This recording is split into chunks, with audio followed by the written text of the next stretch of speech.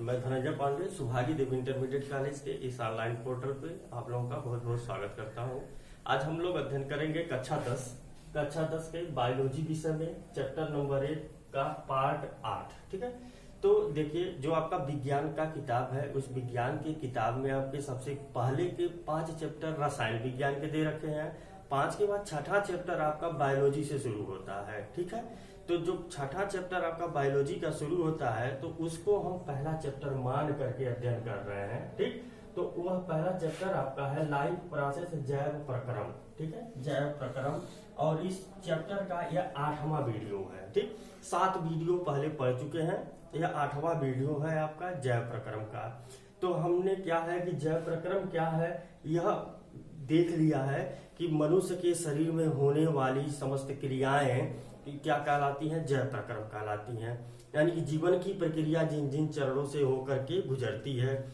तो कुल मिला जुला करके जब देखा जाएगा तो यह प्रक्रिया बहुत ही जटिल प्रक्रिया है और बहुत लंबी प्रक्रिया है।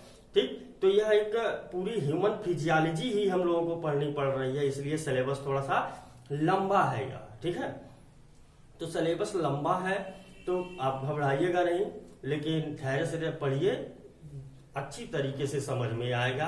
क्योंकि यह लंबा तो है लेकिन बहुत ही इंपॉर्टेंट है आपके बोर्ड एग्जाम के हिसाब से। ठीक है, तो देखिए जैव प्रक्रम लाइफ प्रोसेस में हमने पिछले वीडियो में पढ़ा था कि रेस्पायरेशन श्वसन के विषय में हम लोग अध्ययन कर रहे थे। तो इससे पहले हम लोग पढ़ चुके हैं न्यूट्रिशन, जो जैव प्रक्रम का पहला चरण है पोषण। पोषण को पढ़ लिया है हमने। पोषण के बाद जो दूसरा चरण है आपका श्वसन है। श्वसन यानी कि रेस्पायरेशन। रेस्पायरेशन हम लोगों ने पढ़ लिया था कि रेस्पायरेशन क्या है, भोजन में उपस्थित ग्लूकोज मॉलिक्यूल का दहन करके एटीपी के रूप में ऊर्जा उन्मुक्त करने की प्रक्रिया क्या कहलाती है, रेस्पायरेशन कहलाती है। ये हम लोगों ने पढ़ लिया है। यह रेस्पायरेशन कितने प्रकार का होता है, 2 प्रकार का होता है। एक अवायवी होता है, एक वायवी। वायवी श्वसन का मतलब होता है aerobic respiration, अवायवी anaerobic respiration. Vayavi श्वसन में हम लोगों ने देखा था कि यह होता है ऑक्सीजन की उपस्थिति में, और इसमें ग्लूकोज का पूर्ण रूपेण दहन होता है, और पूर्ण रूपेण दहन होने के बाद इसमें से निकलता क्या है कार्बन डाइऑक्साइड, जल, और बहुत अधिक मात्रा में लगभग 38 एटीपी ऊर्जा। इसको पढ़ लिया हमने। अवायवी श्वसन क्या है, जो वायु के अनुपस्थिति में अर्थात ऑक्सीजन की अनुपस्थिति में होती है, और इसमें कंप्लीटली दहन नहीं होता है ग्लूकोज का, और इसमें बनता क्या है कार्बन डाइऑक्साइड, एथिल अल्कोहल, और 2 एटीपी यानी बहुत कम मात्रा में ऊर्जा बनता है। हमने पढ़ लिया था। फिर हमने यह देखा था कि यह जो संपूर्ण श्वसन की प्रक्रिया है वायवी अवायवी दोनों मिलाकर यह 2 चरणों में संपन्न होती है। पहला ग्लाइकोलिसिस, दूसरा ऑक्सीडेशन ऑफ पायरुविक एसिड। पहला ग्लाइकोलिसिस, दूसरा ऑक्सीडेशन ऑफ पायरुविक एसिड। तो हमने एक फ्लो चार्ट के माध्यम से देखा था कि ग्लाइकोलिसिस जो है, इसको मिटा देते हैं हम। ठीक, इसको मिटा देते हैं। हमने देखा था क्या शुरू में कि जो ग्लूकोज था आपका, यह ग्लूकोज कितने कार्बन का था, 6 कार्बन का था, और 1 मॉलिक्यूल था। ये 6 कार्बन 1 मॉलिक्यूल का ग्लूकोज जब दहन हुआ तो यह बना किसमें कन्वर्ट हुआ, पायरुविक एसिड में कन्वर्ट हुआ। पायरुविक एसिड में कन्वर्ट हुआ, और कितना 3 कार्बन का है ये पायरुविक एसिड, और 2 मॉलिक्यूल बना, 2 मॉलिक्यूल बन गया। ठीक है, ये 6 कार्बन का था तो आधा टूट गया, 2 कार्बन में 2 ग्लूकोज 2 भागों में टूट गया पायरुविक एसिड में। ठीक है, अब ये जो पायरुविक एसिड है यह आपको हमने फ्लो चार्ट के माध्यम से दिखाया था। यह 2 चरण हमने दिखाए थे, यहाँ पर एक और बताएंगे हम आपको।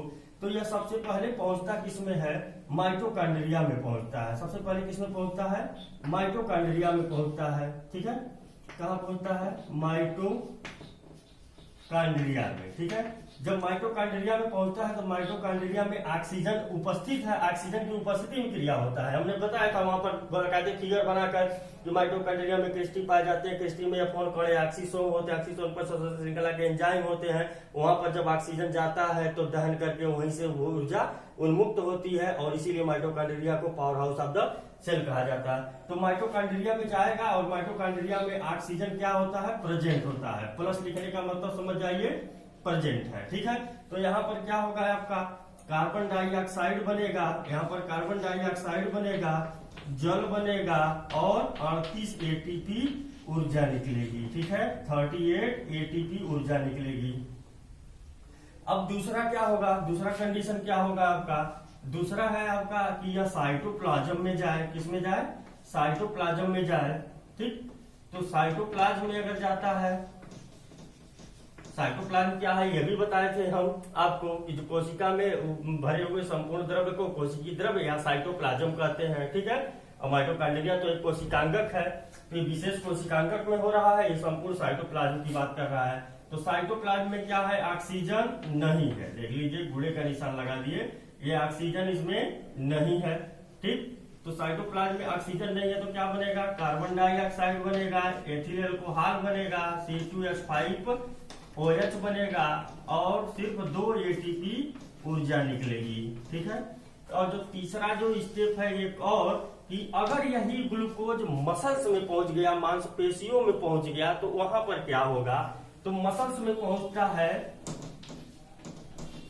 मसल्स में अगर यह ग्लूकोज पहुंच गया तो मसल्स में यह ग्लूकोज बहुत आंशिक दहन होता है, बहुत ही कम दहन होता है और बनता क्या है आपका, लैक्टिक एसिड बनता है। आपका बनता क्या है, लैक्टिक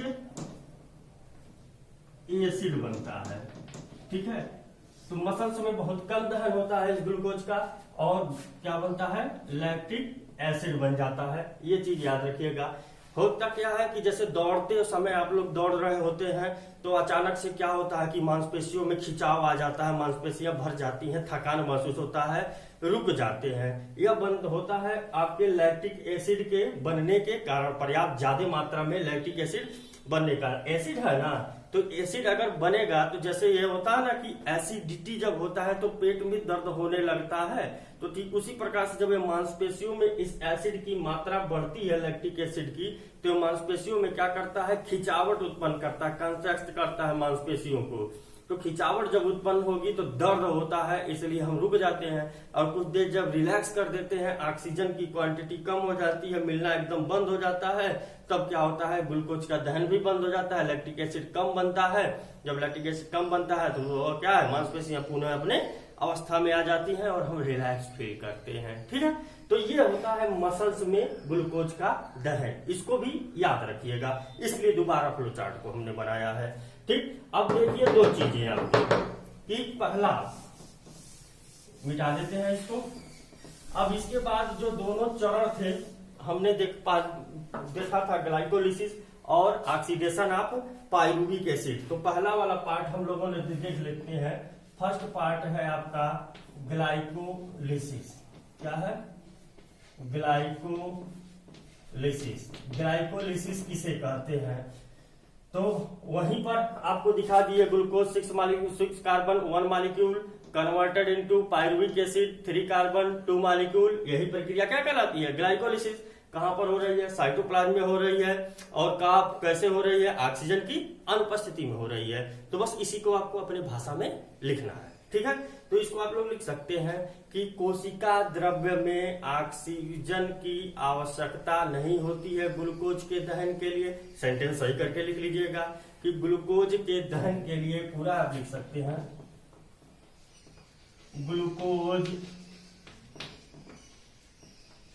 ग्लूकोज के दहन के लिए, ग्लूकोज के दहन के लिए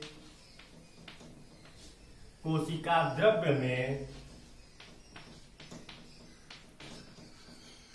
ग्लूकोज के दहन के लिए कोशिका द्रव्य में ऑक्सीजन की आवश्यकता नहीं होती है। ऑक्सीजन की आवश्यकता नहीं होती है।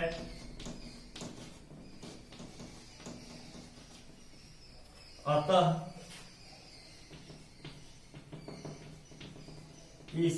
इसमें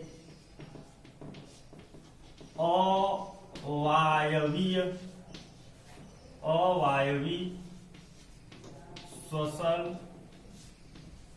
होता है।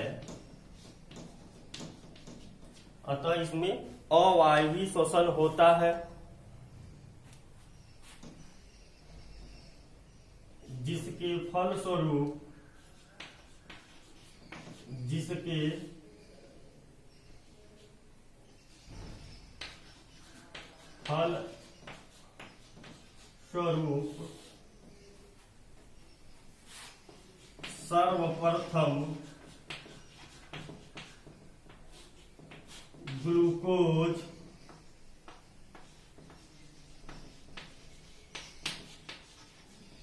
सर्वप्रथम ग्लूकोज का एक अणु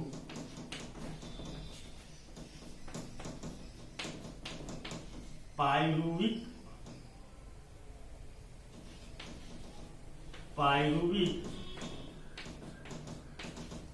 एसिड के दो अणुओं में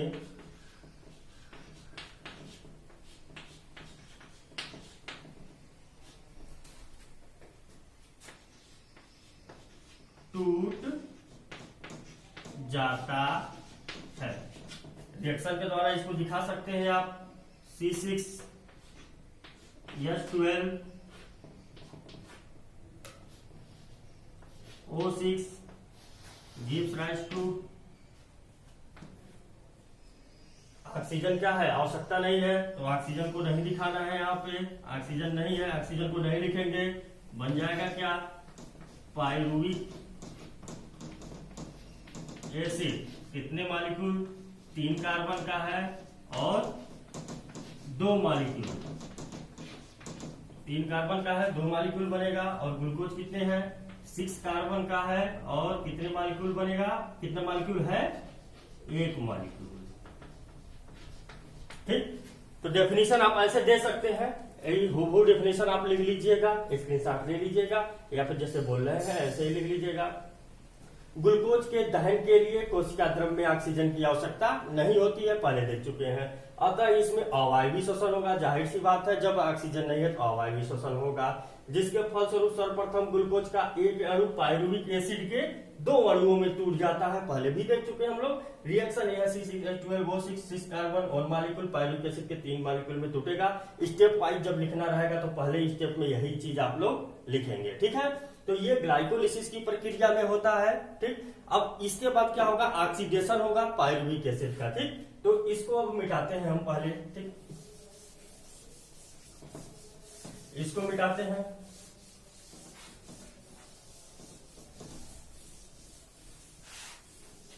इसके बाद जो इसका सेकेंड पार्ट है, सेकेंड पार्ट में होता क्या है, oxidation of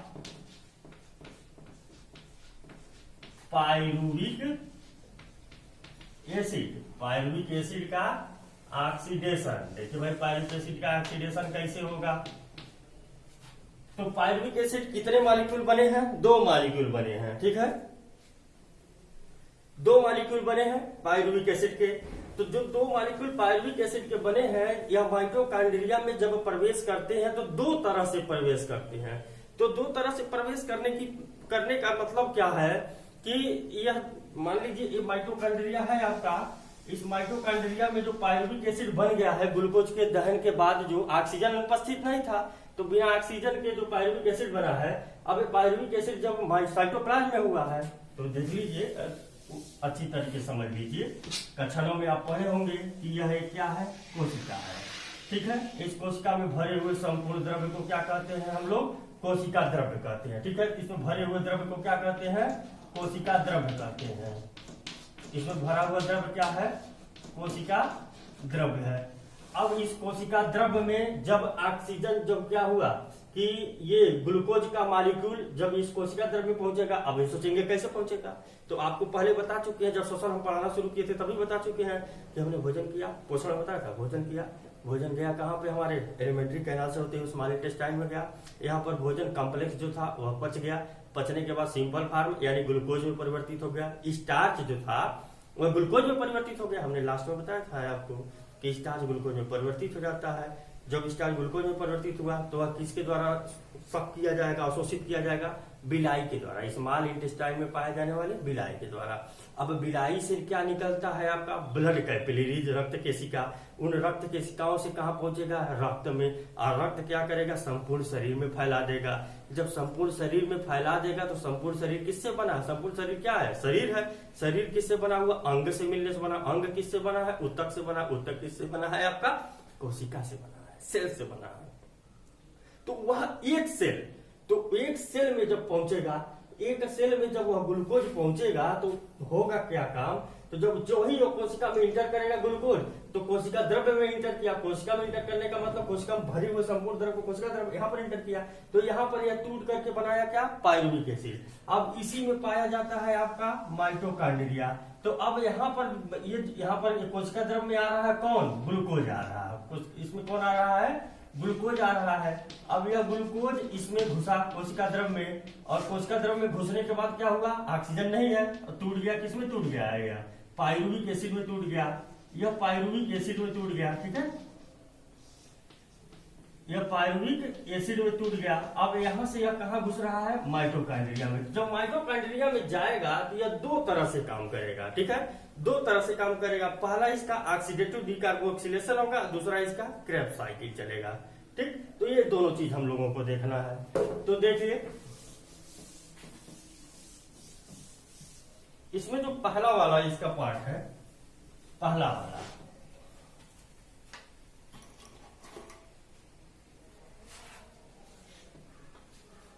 oxidative D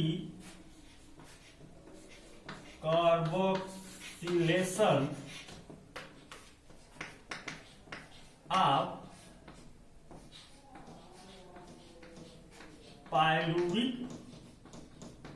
acid, oxidative decarboxylation of pyruvic acid. तो ये का होता क्या है, जब माइटोकॉन्ड्रिया में यह पायरुविक एसिड पहुंचा तो यह पायरुविक एसिड पहुंच करके माइटोकॉन्ड्रिया में उपस्थित कुछ अन्य तत्वों, कुछ अन्य मटेरियल्स, कुछ अन्य फैक्टर्स के द्वारा, जैसे इसमें क्या है कि काम करता है आपका कोएंजाइम ये काम करता है, लाइपोइक एसिड काम करता है, फिर मैग्नीशियम आयन काम करता है। ये डिटेल में आपको समझाया जाएगा कक्षा 11 में, ठीक है। यहाँ पर आप लोग डिटेल में, इतना डिटेल में पढ़ाएंगे तो आप कंफ्यूज हो जाएंगे, इसलिए आप सिर्फ वन वर्ड बस इतना जानिए कि इस स्टेप में oxidative decarboxylation of pyruvic acid है, पायरुविक एसिड का जो ऑक्सीडेटिव डीकार्बोक्सिलेशन होता है, इसमें जो पायरुविक एसिड है, इसमें ये जो पायरुविक एसिड है, यह पायरुविक एसिड कितने कार्बन का है, 3 कार्बन का है, कितने मॉलिक्यूल होता है, 2 मॉलिक्यूल है, ठीक है। एक पायरुविक एसिड 3 कार्बन का है, 2 मॉलिक्यूल है। तो ये होगा क्या कि जब एंट्री करेगा माइटोकॉन्ड्रिया में तो यहां पर यह बना लेता है का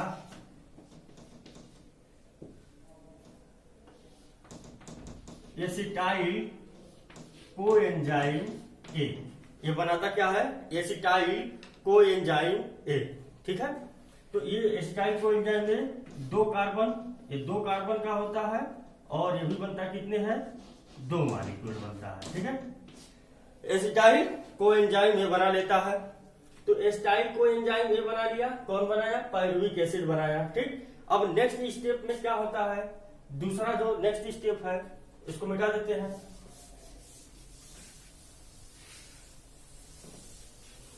नेक्स्ट स्टेप है इसका क्रेब्स साइकिल, क्रेब्स साइकिल, या इसे हिंदी में कहते हैं क्रेब्स चक्र, ठीक है। इसके और भी नाम है, क्रेब्स साइकिल, क्रेब्स चक्र, या इसी को हम लोग बोलते हैं CAC साइकिल, CAC साइकिल, या फिर इसी को फिर बोला जाता है TCA साइकिल, TCA साइकिल। ये तीनों नाम इसके हैं, ठीक, क्रेब्स साइकिल, CAC साइकिल या TCA साइकिल। अब ये जो माइटोकॉन्ड्रिया में अंदर जो पायरुविक एसिड है, अगर पायरुविक एसिड माइटोकॉन्ड्रिया में दो तरह से प्रवेश करेगा। शुरू में जब प्रवेश किया तो यह पायरुविक एसिड टूट गया किसमें, एसिटाइल कोएंजाइम ए में टूट गया। अब होता क्या है कि यह जो एसिटाइल कोएंजाइम ए है,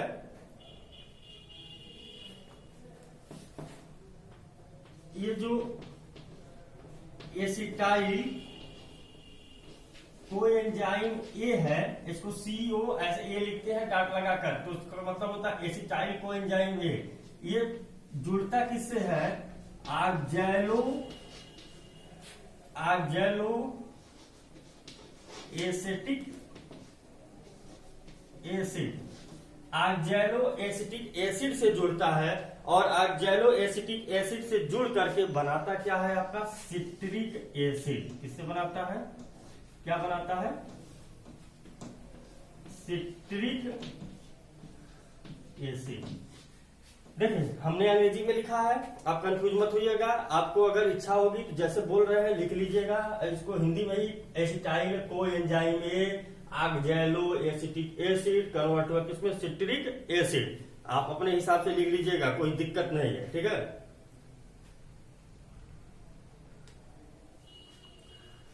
ठीक, तो अब देखिए कि बना क्या आपका, सिट्रिक एसिड बना। तो इसे क्रेब्स साइकिल को क्या कहते हैं हम लोग, CAC भी कहते हैं। तो CAC का मतलब होता है सिट्रिक एसिड साइकिल। CAC का फुल फॉर्म है सिट्रिक एसिड साइकिल। चूंकि यह माइटोकॉन्ड्रिया में क्रेब्स साइकिल के द्वारा, माइटोकॉन्ड्रिया में क्रेब्स साइकिल के द्वारा जो पहला प्रोडक्ट बनता है, वह पहला प्रोडक्ट कौन बनता है, सिट्रिक एसिड बनता है। तो क्रेब्स साइकिल में जो पहला प्रोडक्ट है सिट्रिक एसिड, तो इसके नाम पर इसका नाम रखा गया है सिट्रिक एसिड साइकिल। ठीक है, तो चूंकि साइकिल इसलिए कर रहे हैं कि ये पूरी चक्र है, बड़ी लंबी प्रक्रिया है। ठीक है, इसको हम लोग कक्षा 11 में पढ़ेंगे डिटेल में, अभी आप इतना ही ध्यान दीजिए। बोर्ड एग्जाम में आए तो आपको लिखने के लिए बस बता रहे हैं। तो चूंकि माइटोकॉन्ड्रिया में क्रेब्स साइकिल के द्वारा बना पहला जो उत्पाद है वह सिट्रिक एसिड है, इसलिए इस प्रक्रिया का नाम सिट्रिक एसिड साइकिल भी है। ठीक, अब इस सिट्रिक एसिड में जो है 3 कार्बोक्सिलिक ग्रुप होते हैं। कार्बोक्सिलिक ग्रुप को केमिस्ट्री में हम लोग पढ़ेंगे COOL। ठीक है, ये कार्बोक्सिलिक ग्रुप है। तो ये जो कार्बोक्सिलिक ग्रुप है, कितने कार्बोक्सिलिक ग्रुप पाए जाते हैं, 3 कार्बोक्सिलिक ग्रुप पाए जाते हैं। कितने, 3। तो सिट्रिक एसिड में पाया जाता है 3 कार्बोक्सिलिक ग्रुप, इसलिए इसका नाम है ट्राई कार्बोक्सिलिक एसिड साइकिल भी कहते हैं। ठीक है, TCA भी बोलते हैं, ट्राई कार्बोक्सिलिक एसिड साइकिल। तो दोनों कंडीशन आप लोग नोट कर लीजिएगा, जो बताए हैं दोनों कंडीशन नोट कर लीजिएगा कि ऐसे लिख लीजिएगा, क्रेब्स साइकिल का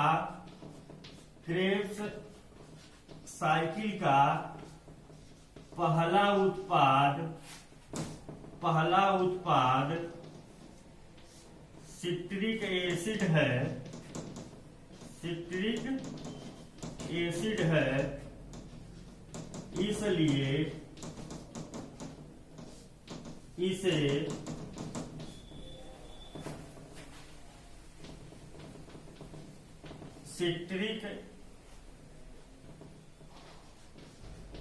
सिट्रिक एसिड साइकिल भी कहते हैं। ठीक है, तो क्रेब्स साइकिल का पहला उत्पाद सिट्रिक एसिड है, इसलिए इसे सिट्रिक एसिड साइकिल भी कहते हैं। दूसरी चीज मिटाते हैं इसको,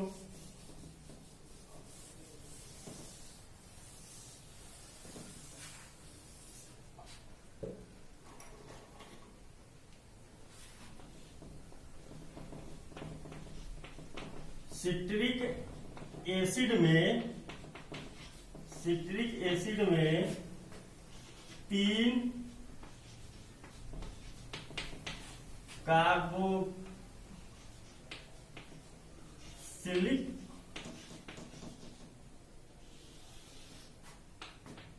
समूह पाए जाते हैं, 3 कार्बोक्सिलिक समूह पाए जाते हैं, इसलिए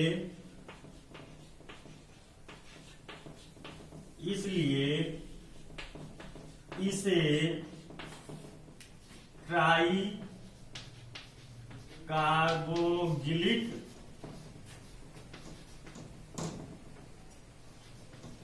एसिड साइकिल भी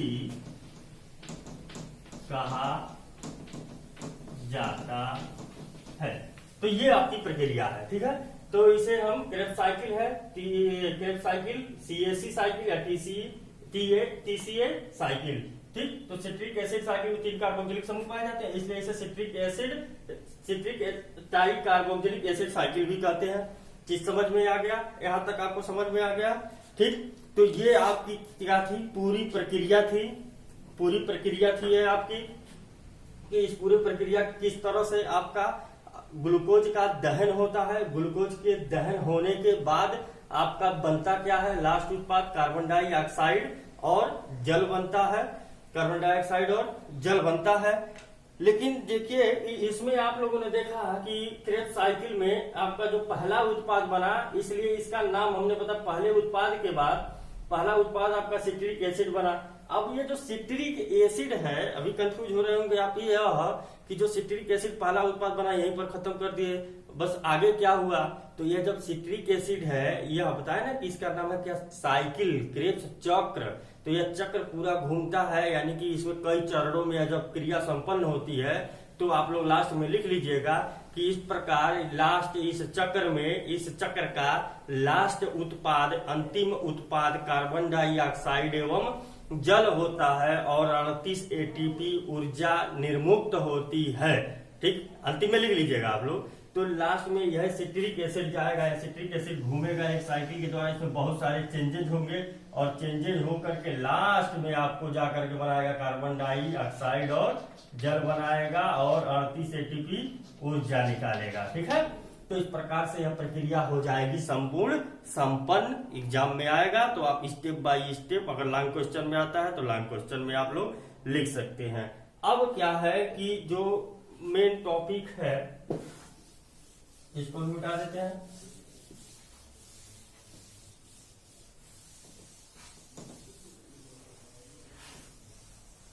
अब मनुष्य में श्वसन कैसे होता है, ठीक है। Respiration in human,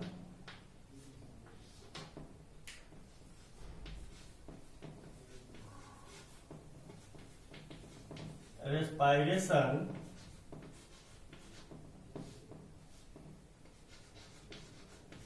in human, मनुष्य में श्वसन कैसे होता है। तो देख लीजिए, मनुष्य का अपना अलग एक स्ट्रक्चर है श्वसन के लिए, तो इसको भी देख लीजिए आप लोग, है क्या। डाइजेस्टिव सिस्टम में हमने आपको दिखाया था, डाइजेस्टिव सिस्टम में बनाया था आपने यही फिगर, इसी फिगर को हम लोग थोड़ा सा मॉडिफाइड करके बनाएंगे।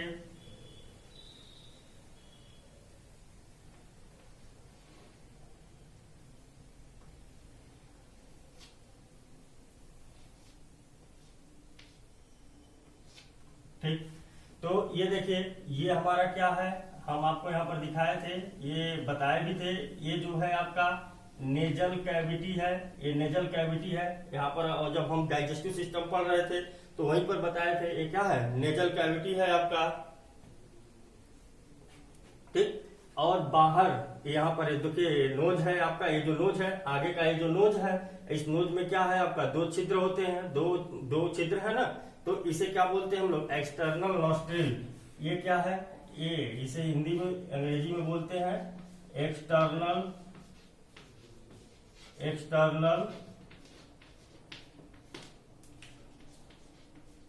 नॉस्ट्रिल। अब ये एक्सटर्नल नॉस्ट्रिल है। अब यहाँ पर ये क्या है, नेजल कैविटी है पूरी, इस नेजल कैविटी को बोलते हैं इंटरनल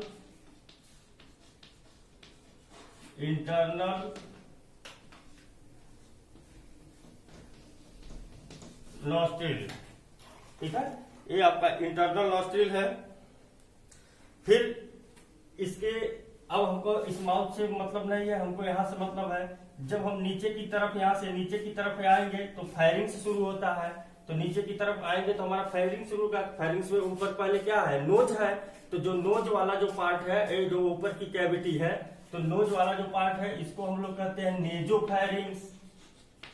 नेजोफैरिंग्स।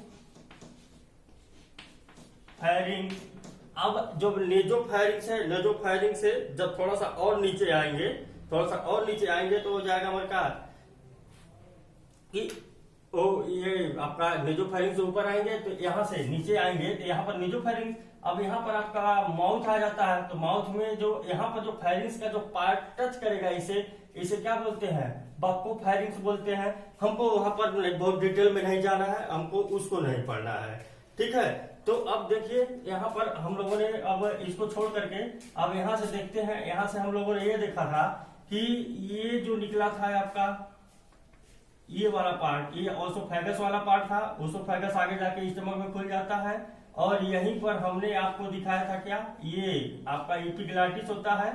ये क्या है, इपिग्लॉटिस है।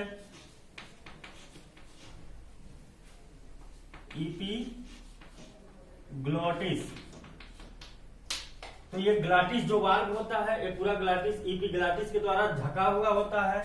और यहां पर पाया जाता है आपका ये बॉक्सनुमा संरचना होती है, ऐसे ये लाइनिंग होती है इसमें, ये बॉक्सनुमा संरचना होता है जिसे कहते हैं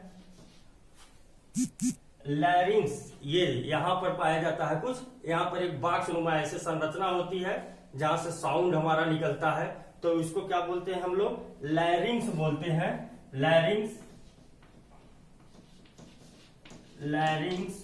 बॉक्स, ठीक है, लैरिंग्स बॉक्स, लैरिंग्स बोलते हैं, या फिर डायरेक्ट बोल दीजिए आप लोग इसको कि वॉयस बॉक्स। सिर्फ लैरिंग्स बोलते हैं, सिर्फ लैरिंग्स बोलता है, कहीं लैरिंग्स बॉक्स कहा जाता है, कहीं वॉयस बॉक्स कहा जाता है, कहीं साउंड बॉक्स कह दिया जाता है, अलग अलग नामों से, ठीक। तो ये लैरिंग्स है जहां से आवाज निकलती है। तो जैसे आवाज क्या है कि आवाज निकलने का मतलब यह है कि जो हम लोग सांस जब लेते हैं तो सांस लेते या छोड़ते समय, या फिर जो बोलने की जो प्रक्रिया है, यहाँ से जब वायु जो जाती है, यहाँ से सिर्फ क्या होता है, कंपन होता है। जैसे बांसुरी जो बजती है ना, तो बांसुरी में भी क्या है कि इसमें भी एक पन्नी लगी होती है, जब हम फूंक मारते हैं तो उसी में वाइब्रेट होता है, और जिस प्रकार से उंगलियों को हम लोग मूव कराएंगे उस प्रकार से आवाज निकलती है उसमें से। तो वही तरीका क्या होता है, इसमें भी होता है। यहाँ से सिर्फ क्या होती है कि एक फ्लूट मतलब एक ध्वनि जाती है, लेकिन वह शब्दों में उच्चारित होती है किसके द्वारा, माउथ के द्वारा। माउथ में पाए जाने वाले टीथ, टंग, पैलेट, ये सब के द्वारा उत्पन्न होता है क्या, आवाज। जो उच्चारण होता है यहाँ से सिर्फ आवाज निकलेगा और उच्चारण माउथ से होगा, ठीक।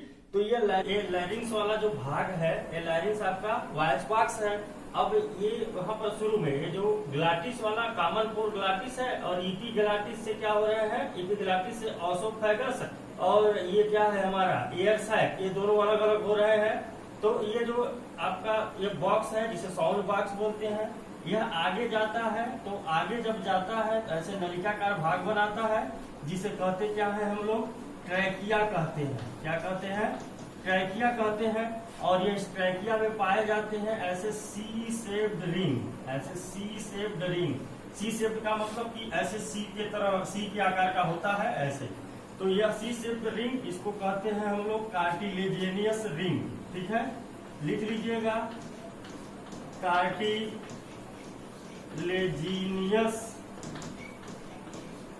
रिंग। कार्टिलेज के बने होते हैं, इसलिए इनको कहा जाता है कार्टिलेजियस रिंग। क्यों पाया जाता है, क्योंकि ये जो पार्ट है हमारा, ये वाला पार्ट जो है ट्रैकिया का, यहाँ वाला पार्ट है, यहाँ से भी स्रावित होता है क्या, म्यूकस। म्यूकस इसलिए स्रावित होता है कि इनकी दीवारों को नम बनाए रखे, ठीक है। और यह म्यूकस एक थोड़ा सा और देख लीजिएगा, यहाँ पर भी ये जो नोज वाला पार्ट है, इसमें भी आपका पाया जाता है क्या, हेयर पाया जाता है, म्यूकस पाया जाता है। अभी आगे उसकी चर्चा करते हैं। तो ये देखिए यहाँ पर म्यूकस पाया जाता है, तो यह म्यूकस क्या होता है, चिपचिपा होता है। तो श्वास को लेते समय या फिर छोड़ते समय कहीं इसमें क्या है, ये वाली जो कैविटी है, ये कहीं ऐसा ना हो कि ये दोनों ट्यूब जो है, दोनों दीवारें जो आपस में से चिपक जाए। म्यूकस जब चिपक जाएंगे तो क्या होगा, श्वास लेने में दिक्कत होगी और व्यक्ति की मृत्यु भी हो सकती है। इसलिए क्या होता है, ये रिंग जो पाया जाता है, तो रिंग जो होता है, जैसे आप देखते हैं ना घर बनता है तो उसमें जो रिंग बनता है तो छड़ होते हैं, 4 छड़ को ऐसे लगा दिया जाता है और ऊपर नीचे 4 छड़ों को जोड़ करके रिंग में ऐसे बांध दिया जाता है। तो यही काम बांधने का इनका होता है। यह रिंग इसको क्या करते हैं, बांध के रखते हैं। अब यह आगे बढ़ेगा और आगे बढ़ने के बाद यह क्या होता है, यह खुल जाता है दोनों फेफड़ों में अलग अलग। ठीक है, दोनों फेफड़ों में अलग अलग खुलता है। इनको दोनों को मिला करके कहते हैं हम लोग ब्रांकी, ब्रांकाई बोला जाता है, और ये को ब्रांकस कहा जाता है। तो ये खुल जाएगा किसमें आपका, ये राइट वाले फेफड़े में, लंग्स में। ये क्या है आपका, लंग है। कौन सा लंग है, राइट। ऐसे ऐसे देखेंगे ना, ये वाला राइट वाला लंग है, ये लेफ्ट वाला लंग है। ठीक, तो ये राइट का लंग्स है और ये क्या है आपका, लेफ्ट वाले लंग्स का भाग है।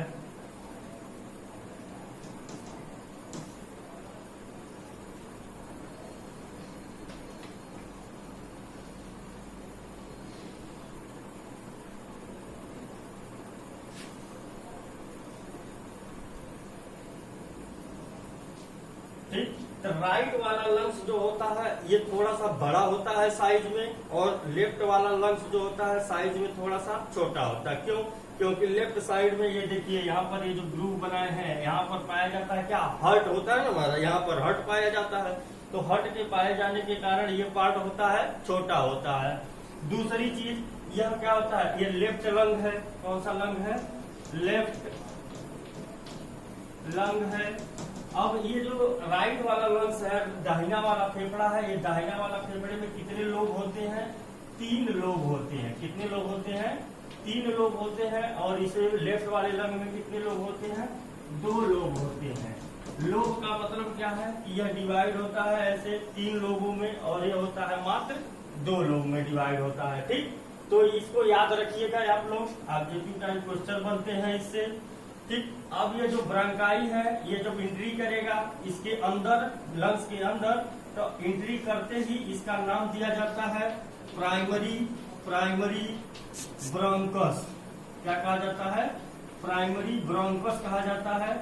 अब यह प्राइमरी ब्रोंकस फिर क्या होगा, फर्दर डिवाइडेड होगा। प्राइमरी ब्रोंकस फिर फर्दर डिवाइडेड होगा, तो यह आगे भी जाकर के डिवाइड हो जाता है। तो जब आगे जाकर के डिवाइड होगा तो इसको बोलते हैं हम लोग सेकेंडरी ब्रोंकस। फिर बोलते हैं सेकेंडरी ब्रोंकस, सेकेंडरी ब्रोंकस। अब आगे फिर यह और डिवाइडेड होगा, टर्शियरी ब्रोंकस। तो इस प्रकार से आगे डिवाइडेड होते ही जाते हैं। ठीक है, अब डिवाइड जब हो जाएंगे तो लास्ट में इनका नाम दिया जाता है क्या, ब्रांकियोल। क्या कहा जाता है, ब्रांकियोल कहा जाता है। ठीक, तो ये ऊपर आगे डिवाइड होते ही जाएंगे। ये ब्रांकियोल जब ये आगे और पतले हो जाएंगे तो पतले होने पर इन्हें क्या कहा जाएगा, ब्रांकियोल कहा जाएगा। क्या कहा जाएगा, ब्रांकियोल। अब ये ब्रांकियोल जो होता है लास्ट में ऐसे बलून लाइक स्ट्रक्चर एक बनता है, एयर सैक बनता है। ये ऐसे बलून लाइक स्ट्रक्चर बनता है। ठीक, तो सब में बनता है, यहाँ पर भी बनेगा, यहाँ पर भी बनेगा। ये बलून लाइक स्ट्रक्चर इसमें भी बनेगा, इसमें भी। एक में दिखा दिए हैं, एक में समझ लीजिएगा। तो ये जो बलून लाइक स्ट्रक्चर बनता है इसे कहते हैं एल्वियोलाई। क्या कहते हैं हम लोग, एल्वियोलाई। क्या कहते हैं, एल्वियोलाई कहते हैं इसे। ये जो बलून लाइक स्ट्रक्चर है इसको कहते हैं एल्वियोलाई। ठीक, तो ये ब्रांकियोल जो है ये वाला पार्ट है, देखिएगा ब्रांकियोल ये वाला पार्ट है, और ये जो है आपका ये एक गोल गोल सा जो स्ट्रक्चर है सैक नुमा, इसे कहते हैं एल्वियोलाई। अब एल्वियोलाई जो ये आपका फेफड़े का जो पार्ट है इसमें बहुत पतली पतली ऐसे ब्लड वेसल्स, जो ब्लड कैपिलरीज, ऐसे बहुत पतली पतली ब्लड कैपिलरीज का ऐसे जाल होता है। बुक में फिगर देखिएगा, स्पष्ट दिखाई देगा। ऐसे इसमें बहुत पतली पतले ऐसे ब्लड कैपिलरीज का इसमें जाल होता है। तो जाल क्यों पाया जाता है, ब्लड कैपिलरीज ब्लड से ब्लड में ले आते हैं कार्बन डाइऑक्साइड। समझिएगा बात को, कार्बन डाइऑक्साइड आता है इसके पास, इस एयर साइड के पास, इस जो गोल गोल बनाया ना इसमें आपका कार्बन डाइऑक्साइड या ब्लड कैपिलरीज के द्वारा आ रहा है, ठीक। और हम लोग जब श्वास ले रहे हैं तो श्वास लेने पर यहाँ से हमारा वायु के द्वारा ऑक्सीजन आकर के इसमें भरा हुआ है। ऑक्सीजन कहाँ भरा हुआ है? इसमें। और कार्बन डाइऑक्साइड ब्लड कैपिलरीज के द्वारा आ रहा है। फिगर देख लीजिएगा, फिगर का नामकरण ऐसे ही कर लीजिएगा और इस फिगर को अपने कॉपी में ड्रा भी कर लीजिएगा, फिर आगे आपको दिखाते हैं, ठीक। स्क्रीनशॉट ले लीजिए या फिर फिगर को आप लोग ड्रा कर लीजिए। मिटाते हैं इसे हम लोग, ठीक। तो यहाँ पर देख लीजिए, थोड़ा समझ लीजिए फिर मिटाते हैं। एक्सटर्नल नॉस्ट्रिल है, यहाँ से हमारा वायु प्रवेश करेगा। यहाँ पर बाल होते हैं नाक में, ऊपरी वाले इसमें ऊपरी वाले लेयर में बाल जो पाए जाते हैं और इसमें म्यूकस भी होता है। ये आपका हार्ड पैलेट वाला भाग है, नीचे वाला हार्ड पैलेट का भाग है। तो माउथ है ना, माउथ ऊपर नॉस्ट्रिल है, ये नेजल कैविटी है, यहाँ ऊपर फिर हार्ड पैलेट है, हार्ड पैलेट के नीचे सॉफ्ट पैलेट होता है। ये हार्ड पैलेट का भाग है, ये आपका इसमें बाल है, म्यूकस है। बाल और म्यूकस का काम क्या होता है? जो हेयर्स होते हैं, हेयर्स और म्यूकस, जब हम लोग सांस लेते हैं तो उसमें उपस्थित जो धूल के कण होते हैं, माइक्रो ऑर्गेनिज्म होते हैं, उनको सब नाक में ही रोक लेते हैं, अंदर आने नहीं देते हैं, ठीक है। और अगर अंदर कुछ प्रवेश कर गया तो इसका जो म्यूकस होता है, ट्रैकिया में पाया जाने वाला म्यूकस, ट्रैकिया में पाया जाने वाला म्यूकस उसको वहीं पर रोक लेता है। इसलिए सिगरेट उगरेट का स्मोकिंग करते समय होता क्या है कि स्मोक करते समय ज्यादा से ज्यादा जो धुआं पहुंचता है फेफड़े के अंदर, तो यह क्या होता है? स्पंजी होता है फेफड़ा। बता दिए है, है क्या कि फेफड़ा जो हम बताए थे, फेफड़ा स्पंजी होता है, धुएं को ज्यादा सोखेगा, धुएं में कार्बन डाइऑक्साइड जाते हैं और एल्वुलाई में पहुंच करके वो करेगा क्या? क्रिएट करेगा, ज्यादा से ज्यादा कार्बन डाइऑक्साइड का कंसंट्रेशन बढ़ाएगा। जब कंसंट्रेशन बढ़ेगा तो होगा क्या? कार्बन डाइऑक्साइड फेफड़े में बढ़ेगी और लंग्स का कैंसर होता है, ठीक। तो अब हम लोग देख रहे हैं अलग से, फिगर को मिटा के हम लोग अलग से देखें कि ये जो एल्वुलाई है हमारा, ये क्या है? हमारा एल्वुलाई है, ठीक है। ये हमारा क्या है? एल्वुलाई है। अब इसके बाद ये जो पार्ट है, इस बता रहे थे कि थिन लेयर, बहुत पतली लेयर आती है, कौन सी? ब्लड कैपिलरीज की। तो ये क्या है? ब्लड कैपिलरीज है आपका, ये ब्लड कैपिलरीज है, रक्त केशिकाएं हैं। अब इन रक्त केशिकाओं में क्या है? कार्बन डाइऑक्साइड भरा हुआ है। कहाँ से आया है कि रक्त केशिकाएं कार्बन डाइऑक्साइड ब्लड से लेकर के आई हैं। और एल्वुलाई में क्या है? हमारा ऑक्सीजन भरा हुआ है। ऑक्सीजन सांस लिए हैं तो वह किसमें पहुंचा? ट्रैकिया, ट्रैकिया से पहुंचा है किसमें? आपके ब्रांकियाई में, ब्रांकियाई से प्राइमरी ब्रांकस, सेकेंडरी ब्रांकस, टर्शियरी ब्रांकस, फिर किसमें पहुंचा है? हमारा एल्वुलाई में पहुंचा है। एल्वुलाई में ऑक्सीजन, तो एल्वुलाई में ऑक्सीजन का कंसंट्रेशन ज्यादा है और ब्लड कैपिलरीज में कार्बन डाइऑक्साइड का। तो जो कंसंट्रेशन जिधर ज्यादा होता है उधर से कम की तरफ मूव करता है। तो ऑक्सीजन एंट्री करेगा किसमें? ब्लड कैपिलरीज में, और कार्बन डाई एंट्री करेगा किसमें? आपका एल्वुलाई में। तो कार्बन डाइऑक्साइड एल्वुलाई में जाएगा। जब हम एक्सहेल करेंगे, एक्सपायरेशन करेंगे, तो बाहर से हमका कार्बन डाइऑक्साइड मुंह से बाहर चला आएगा, नाक से बाहर चला आएगा शरीर से, और ऑक्सीजन में पहुंच गया ब्लड कैपिलरीज में, और इन रक्त केशिकाओं के द्वारा यह शरीर के अन्य भागों में घूमेगा। अन्य भागों के द्वारा यह पहुंचेगा किसमें? कोशिकाओं के पास। कोशिका के पास एंट्री करेगा और उसमें ग्लाइकोलिसिस और ऑक्सीडेशन ऑफ पायरुविक एसिड के बाद हमको कार्बन डाइऑक्साइड, जल और पुनः ऊर्जा देगा।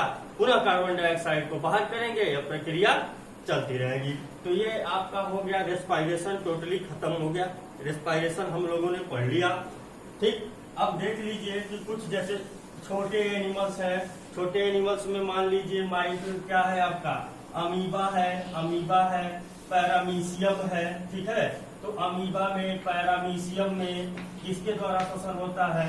अमीबा पैरामीशियम में होता है, क्या है बता दे रहे हैं। अमीबा और पैरामीशियम में उनके शरीर के त्वचा के द्वारा श्वसन होता है, उसी के द्वारा श्वास ले लेते हैं सब, ठीक। उसके बाद क्या? मनुष्य क्या है? नाक के द्वारा श्वास ले रहा है, ठीक। फीसेज जो होते हैं, फीसेज किसके द्वारा लेती है? गिल के द्वारा लेती है, गिल उनके मुंह के नीचे पाया जाता है, ठीक। इंसेक्ट जो होता है, इंसेक्ट में देख लीजिएगा आप लोग, इंसेक्ट जो होता है, इंसेक्ट स्पाइरकी के द्वारा सांस लेता है। इसके द्वारा? स्पाइरकी के द्वारा सांस लेता है।